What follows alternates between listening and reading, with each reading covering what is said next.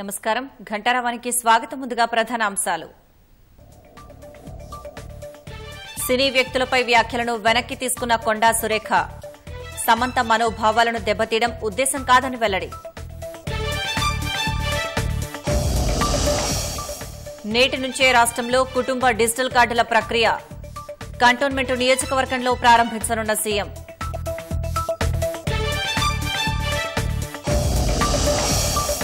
ఇవాళ్టి నుంచి రాష్ట్రంలో ఉచిత చేప పిల్లల పంపిణీ. తొలి విడతలో 9 జిల్లాల్లో ప్రారంభించనున్న ప్రభుత్వం.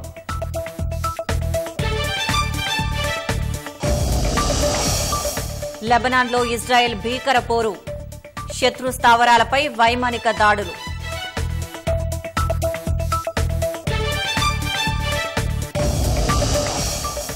నేపాల్ వరదల్లో పనౌతి పట్టణం కనుమరుగు. కొండ చర్యలు విరిగిపడి పూర్తిగా ధ్వంసం.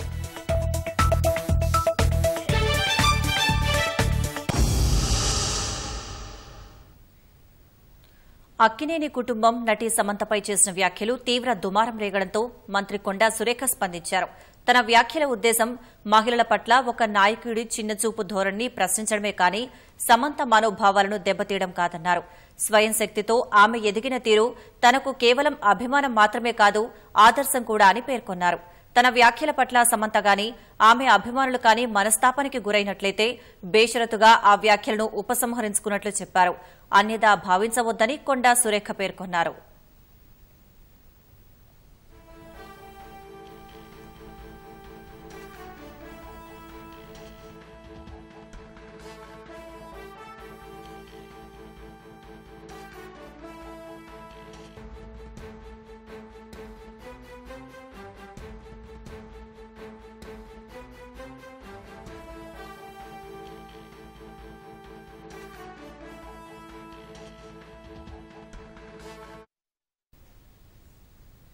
భారస కార్యనిర్వాహక అధ్యకుడు కేటీఆర్ ను విమర్శించే క్రమంలో సమంత, నాగచైతన్య, నాగార్జున పేర్లను ప్రస్తావిస్తూ మంత్రి కొండా సురేఖ చేసిన వ్యాఖ్యలు తీవ్ర దుమారం రేపాయి. ఆమె వ్యాఖ్యలను చిత్ర పరిశ్రమ ముక్త కంఠంతో ఖండిస్తూ నటీనటులు సామాజిక మాధ్యమాల వేదికగా వరుస పోస్టులు పెడుతున్నారు.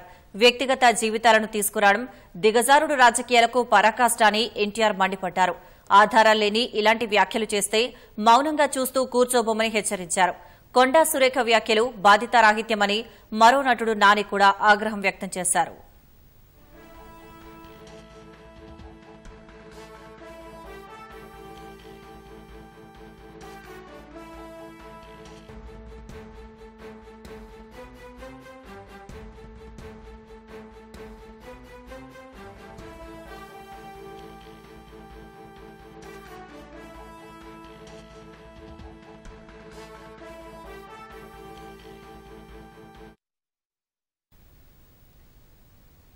కుటుంబ డిజిటల్ కార్డుల ప్రక్రియ నేడు మొదలు కానుంది. రాష్ట వ్యాప్తంగా 238 ప్రాంతాల్లో పైలట్ ప్రాజెక్టు ప్రారంభం కానుంది.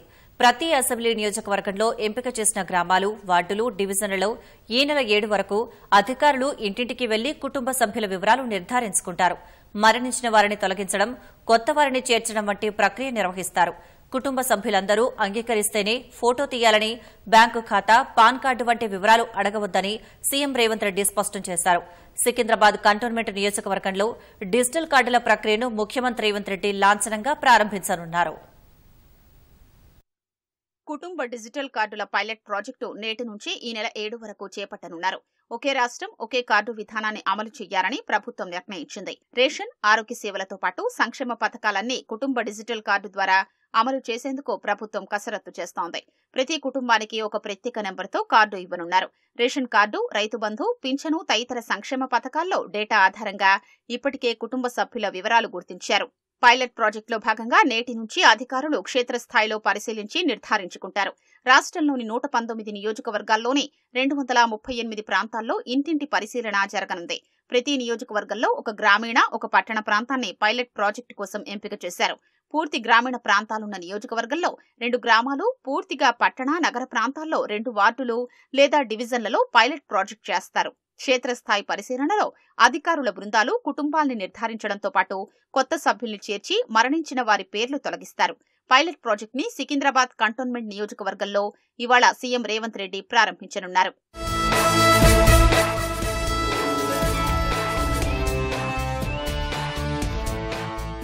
కుటుంబంలోని ప్రధాన మహిళని యజమానిగా పేర్కొనారని ప్రభుత్వం నిర్ణయించింది. కుటుంబంలోని ఇతర సభ్యుల వివరాల్ని కార్డు వెనుక ప్రచురించనున్నారు. కుటుంబ సభ్యులంతా అంగీకరిస్తేనే కుటుంబ ఫోటో తీయారని, అది ఐచ్ఛికంగా మాత్రమే ఉండాలని ఇప్పటికే సీఎం రేవంత్ రెడ్డి ఆదేశించారు. కుటుంబ సభ్యులు ఒప్పుకోకపోతే ఫోటో తీసుకోవాల్సిన అవసరం లేదని చెప్పారు. బ్యాంకు ఖాతాలు, పాన్ కార్డు వంటి వివరాలు అడగవద్దని తెలిపారు. ఇప్పటికే కార్డులు ఇచ్చిన రాజస్థాన్, హర్యానా, కర్ణాటక, మహారాష్ట్రలో గత నెల 25 నుంచి 27 వరకు అధికారులు పర్యటించి పరిశీలించారు. ఇతర రాష్ట్రాల్లోని ఉపయోగకరమైన అంశాల్ని స్వీకరించారని సీఎం సూచించారు. పైలట్ ప్రాజెక్టును గ్రామీణ ప్రాంతాల్లో నియోజకవర్గ స్థాయిలో ఆర్డీఓ, పట్టణ, నగర ప్రాంతాల్లో జోనల్ కమిషనర్ స్థాయి అధికారి పర్యవేక్షిస్తారు.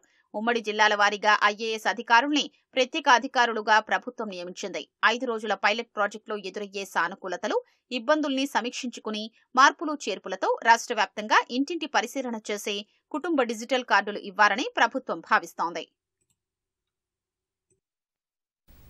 రాష్ట్రంలో ఉచిత చేప పిల్లల పంపిణీ ప్రక్రియ ఆరంభం కాబోతోంది. ముఖ్యమంత్రి రేవంత్ రెడ్డి ఆదేశాలతో ఇవాళ్టి నుంచి రాష్ట్ర వ్యాప్తంగా పలు జిల్లాల్లో అట్టహాసంగా ప్రారంభం కానుంది.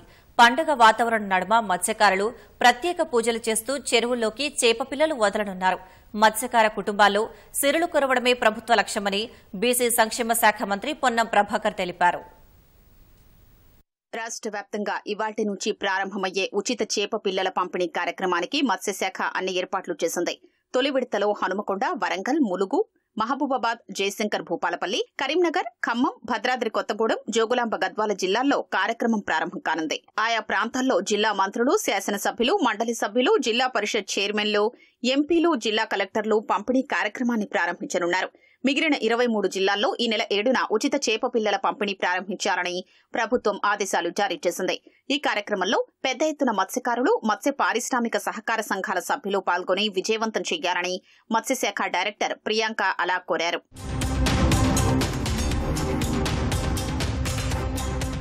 ముఖ్యమంత్రి నాయకత్వంలో వ్యవసాయ అనుబంధ రంగాల్లో వెలుగులు నింపేందుకు ప్రణాళికలు రూపొందిస్తున్నామని బీసీ సంక్షేమ శాఖ మంత్రి పొన్నం ప్రభాకర్ వెల్లడించారు. అందులో భాగంగానే రాష్ట్ర వ్యాప్తంగా చెరువుల్లో చేప పిల్లల పంపిణీ చేపట్టినట్లు తెలిపారు. చెరువుల్లో నాణ్యమైన చేప పిల్లల్ని మాత్రమే పంపిణీ చేయాలని అధికారుల్ని మంత్రి ఆదేశించారు. ప్రతి ఏడాది సంబరంగా జరుగుతున్న చేప పిల్లల పంపిణీ గ్రామాల్లో ఒక పండుగ వాతావరణంలో ఈసారి జరగాలని సూచించారు. ఈ ఏడాది భారీ వర్షాలకు జలాశయాలు, చెరువులు, నీటి వనరులన్నీ జలకళ సంతరించుకున్నందున మత్స్యకారుల కుటుంబాల్లో సిరులు కురవాలని ఆకాంక్షించారు.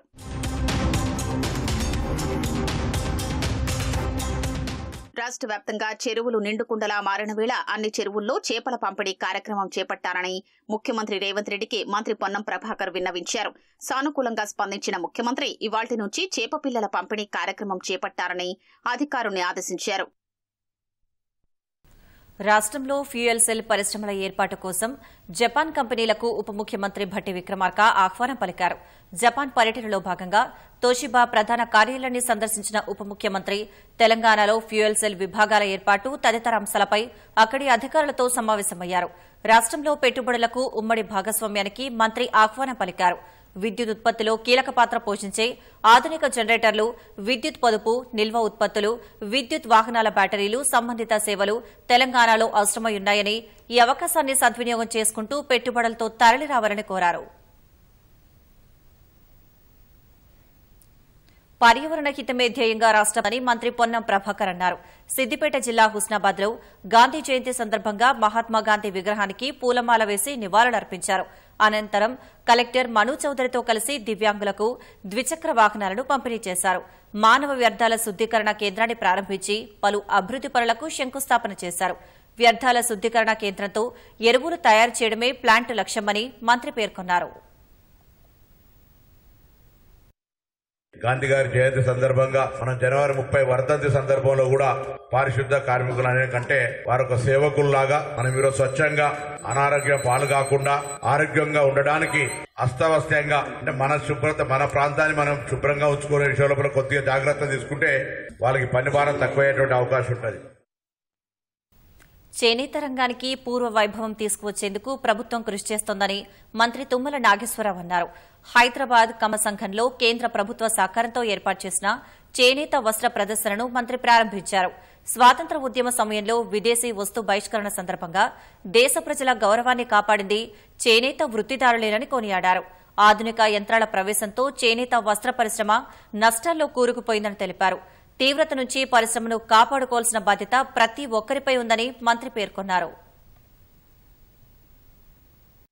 పురాతన కాలంలోనే మన దేశానికి ప్రపంచ దేశాల్లో ఒక గుర్తింపు ఉంది. ఆ రోజుల్లోనే మన చీర అగ్గిపెట్టెలో ఇతర దేశాలకి పంపించినటువంటి ఘనత మన కార్మికులది. అటువంటి ఈ వృత్తి కొన్ని ఒడిదుడుకులకి ఇబ్బంది అవుతుంది. ఇప్పుడు వచ్చినటువంటి మోడర్న్ టెక్నాలజీ ద్వారా కొన్ని ఇబ్బందులు కలిగేటటువంటి అవకాశం ఉంది. ఈ వృత్తికి ఎవరు కూడా సాటి రారు. చేనేత కార్మికులు ఈ వృత్తి దెబ్బతినకుండా పూర్వ వైభవాన్ని తీసుకొచ్చేదానికి ప్రపంచ మార్కెట్ లో కూడా మన చేనేత కార్మికులే నెంబర్ 1 గా ఉండాలని ఆ భగవంతుడిని కోరుకుంటూ సెలవు.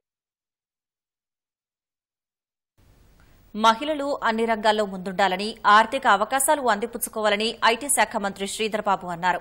భూపాలపల్లి, పెద్దపల్లి జిల్లాలో పర్యటించిన మంత్రి భూపాలపల్లి జిల్లా మహదేవ్పూర్, కాటరం, కొత్తపల్లిలో ఇందిరా మహిళా శక్తి క్యాంటీన్ను ప్రారంభించారు. రెవెన్యూ, అటవీ భూ సమస్యల విషయంలో అటవీ అధికారుల తీరుపై పలువురు మంత్రికి ఫిర్యాదు చేశారు. సంబంధిత అధికారి తీరుపై పరిశీలించి చర్యలు తీసుకోవాలని రాష్ట అటవీ శాఖ ముఖ్య సంరక్షణ అధికారికి మంత్రి ఫోన్లో సూచించారు. మంతని మండలం విలోచవరంలో అంగన్వాడీ భవనాన్ని ప్రారంభించారు. చిన్నారులకు నిర్వహించిన అన్నప్రాసన, అక్షరాభ్యాసంలో పాల్గొని స్వయంగా అక్షరాలను దిద్దించారు. చాలా కాలంగా ఉన్న అంగన్వాడీ వర్కర్ల సమస్యలను పరిష్కారమయ్యేలా చర్యలు తీసుకుంటామని శ్రీధర్ బాబు తెలిపారు. ఈరోజు హెల్పర్స్ కానీ టీచర్స్ సంబంధించి ఏదైతే ఖాళీలు ఉన్నాయో భర్తీ చేసే కార్యక్రమం చేయాలని వారు మాకు చెప్తా ఉన్నారు.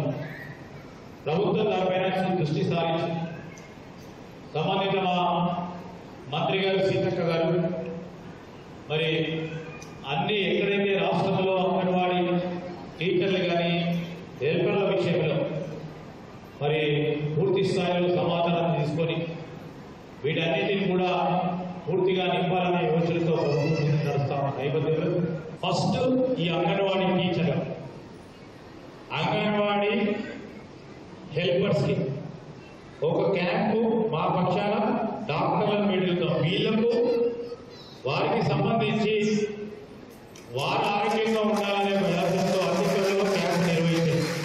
ఇక్కడ మొత్తం జిల్లా వ్యాప్తంగా కూడా చేపడుతుంది. వారికి ఏమి ఇబ్బందులు ఉన్నాయి, ఆ ఇబ్బందులు తెలుసుకునే ప్రయత్నం చేద్దాం.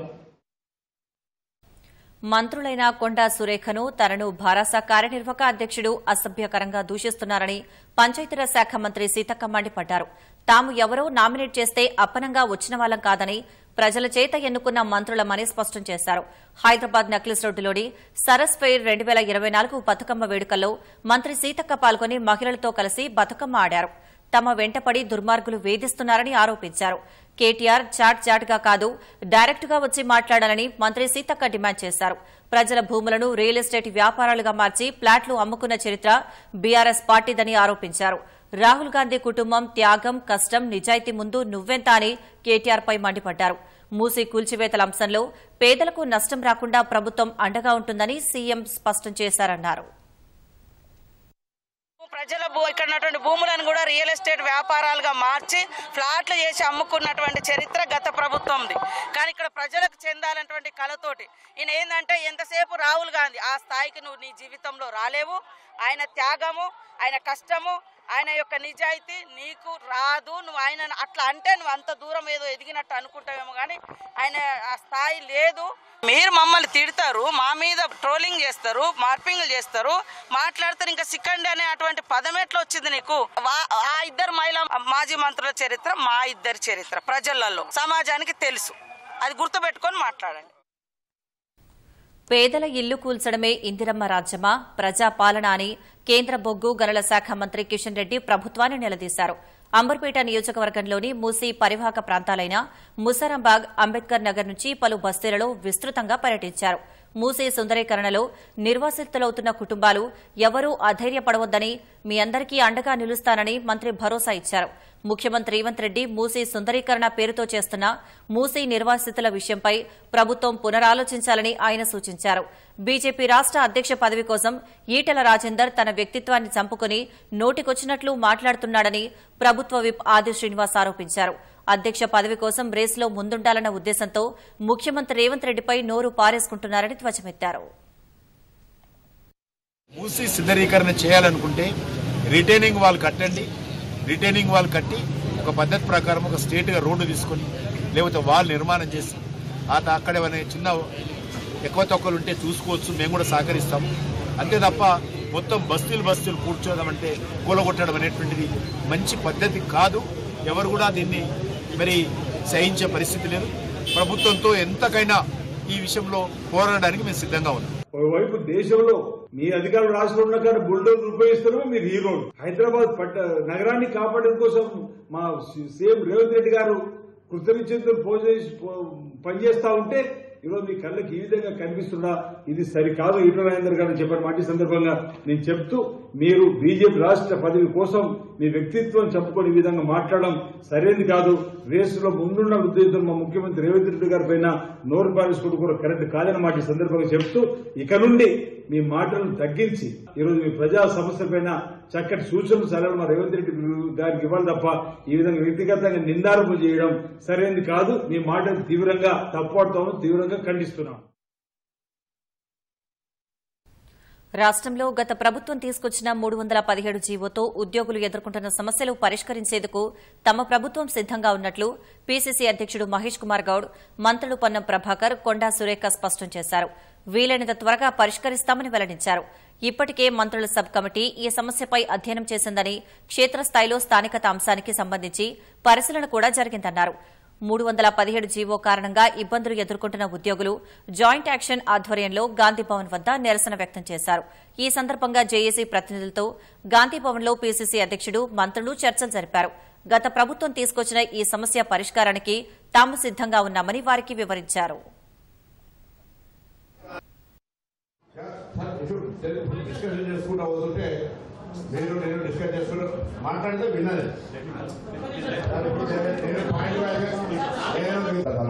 వశిష్ఠ అందరికీ నేను వారు మాట్లాడకుండా ఏదో మాట్లాడుతున్నా. ఈ సమస్య పట్ల నేను లీనమైన సమస్య పట్ల అవగాహన ఉంది. దీనికి సంబంధించి అన్ని సమస్యలు పరిష్కరింపబడుతున్నాయి. ప్రభుత్వంలో పాజిటివ్ డిసిషన్స్ అయితే ఉన్నాయి. Maybe delay జరిగినచ్చు. డిలే జరగడానికి కూడా కారణాలే చెప్తున్నాం. దాన్ని తొందరగా పూర్తి చేస్తాం. మీరు విశ్వాసాలు ఉండండి. మా బాధ్యతగా మీ సమస్యను పూర్తి స్థాయిలో, మీ సమస్య కాదు మా సమస్య. ముఖ్యమంత్రి గారికి కానీ మాకు కానీ దీని మీద ఒక అవగాహన, ఒక నిర్దిష్ట ఆలోచన చేయాలనే ఆలోచన. వీళ్ళ గతంలో చూశారు.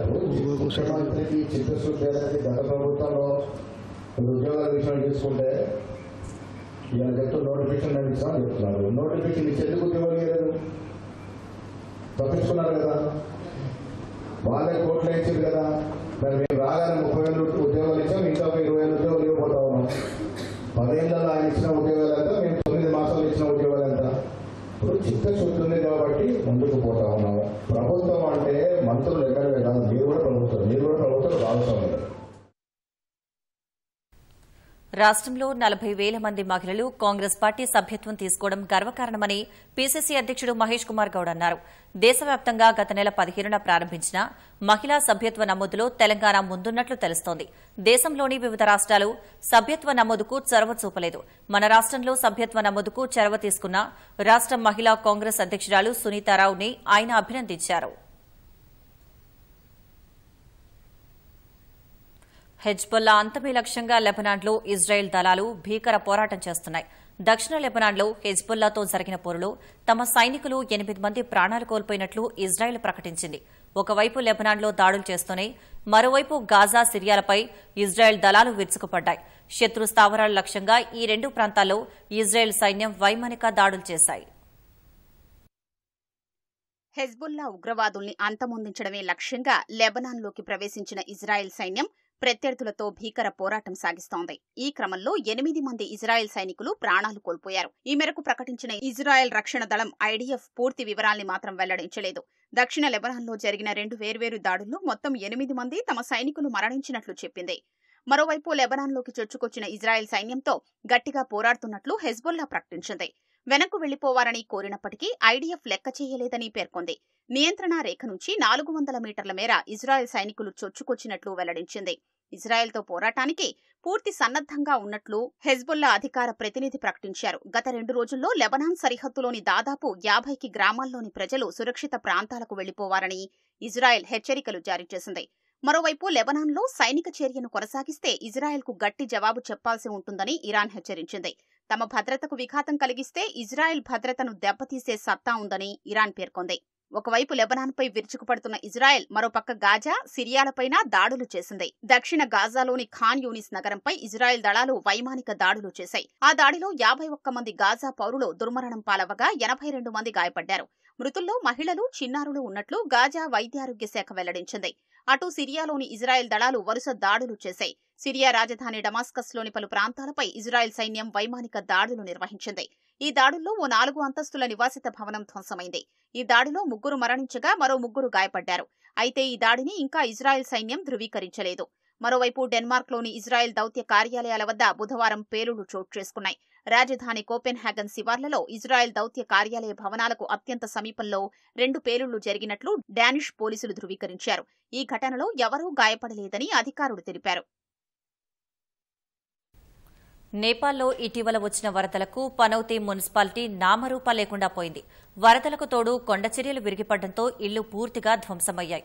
రహదారులు, విద్యుత్ సహా ఇతర మౌలిక వస్తువులు దెబ్బతినడంతో మిగతా ప్రపంచంతో ఆ ప్రాంతవాసులకు సంబంధాలు తెగిపోయాయి.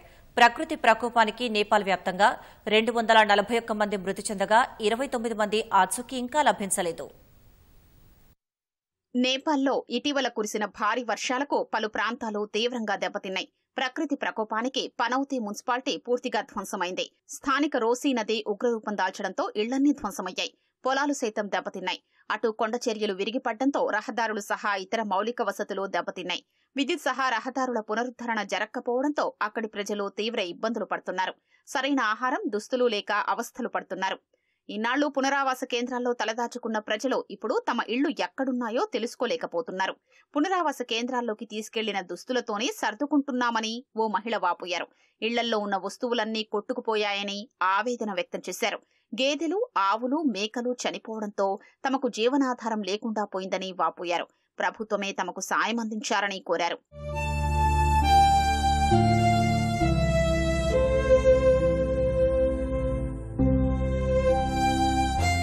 పనౌతీ మున్సిపాలిటీలో వరదలు, కొండచర్యలు విరిగిపడిన ఘటనలో 20 మంది మృతి చెందారు. 500 ఇళ్లు పూర్తిగా ధ్వంసం కాగా 713 నివాసాలు పాక్షికంగా దెబ్బతిన్నాయి. 2000కు పైగా పశువులు వరదలు, కొండచర్యల కారణంగా మృతి చెందాయి. పొలాల్లో రాళ్లు, ఇసుక మేటలు వేశాయి. వరి, మొక్కజొన్న పంటలు పూర్తిగా దెబ్బతిన్నాయి. గత నెల 26 నుంచి 28 వరకు కురిసిన భారీ వర్షాలకు నేపాల్ వ్యాప్తంగా 241 మంది మృతి చెందారు. ఇంకా 29 మంది ఆచూకీ లభించలేదు. జార్ఖండ్ సాహిబ్గంజ్లో గుర్తు తెలియని దుండగులు రైల్వే ట్రాక్ను పేల్చివేశారు. పేలుడు ధాటికి రైల్వే ట్రాక్ ధ్వంసమైంది. ఈ ఘటనలో ప్రాణ, ఆస్తి నష్టం జరగకపోవడంతో అంతా ఊపిరి పీల్చుకున్నారు. పేలుడు ధాటికి ట్రాక్లోని ఒక భాగం సుమారు 40 మీటర్ల దూరంలో ఎగిరిపడింది. హనుమకొండలో మంత్రి కొండా సురేఖ మాట్లాడుతున్నారు. ప్రత్యక్ష ప్రసారం ద్వారా చూద్దాం. మహిళల మీద వారికి ఉన్నటువంటి చులకన భావం గురించి మాట్లాడుతూ ఆయన నన్ను రొచ్చగొట్టే విధంగా మాట్లాడినప్పుడు నేను భావోద్వేగానికి లోనై కొన్ని ఆయన మీద నేను విమర్శలు చేయాల్సిన అవసరం వచ్చింది. ఆ సందర్భంలో నాకు ఇంకెవరి మీద కూడా వ్యక్తిగత ద్వేషం కానీ వ్యక్తిగత కోపం కానీ లేదు. అనుకోని ఆ సందర్భంలో ఒక కుటుంబం మాట నేను తీయడం ఏదైతే ఉందో అది అనుకోకుండా నా నోటి నుంచి జరగడం జరిగింది. ఆ తర్వాత వారి ట్వీట్ చూసిన తర్వాత నేను కూడా చాలా బాధపడ్డాను. ఎందుకంటే ఏ విషయంలో నేనైతే బాధపడతా ఉన్నానో ఆ విషయంలో నేను ఇంకొకరిని నొప్పించాను అని తెలిసి రాత్రి వెంటనే దాన్ని వెనక్కి తీసుకుంటూ నేను ట్వీట్ చేయడం జరిగింది. కాబట్టి నాకు జరిగిన అవమానం, నేను పడ్డ బాధ ఇంకొకరు పడకూడదు అనేటువంటి ఒక ఆలోచనతోటి నేను బేషరతుగా దాన్ని వెనక్కి తీసుకోవడం జరిగింది. కానీ కేటీఆర్ విషయంలో మాత్రం తగ్గేది లేదు. ఆయన తప్పనిసరిగా క్షమాపణ చెప్పాల్సిన అవసరం ఉంది. ఆయనే చేసేదంతా చేసి ఈరోజు నన్ను క్షమాపణ చెప్పాలి అని డిమాండ్ చేయడం ఏదైతే ఉందో దొంగ దొంగ అని తనే దొంగ అని అరిచినట్టుగా ఉంది. ఆ విషయంలో మాత్రం ఎట్టి పరిస్థితుల్లో కూడా వెనక్కి తగ్గేది లేదు. దానికి ఎట్లా పోవాలో మేము లీగల్గా ప్రొసీడ్ అవుతామండి.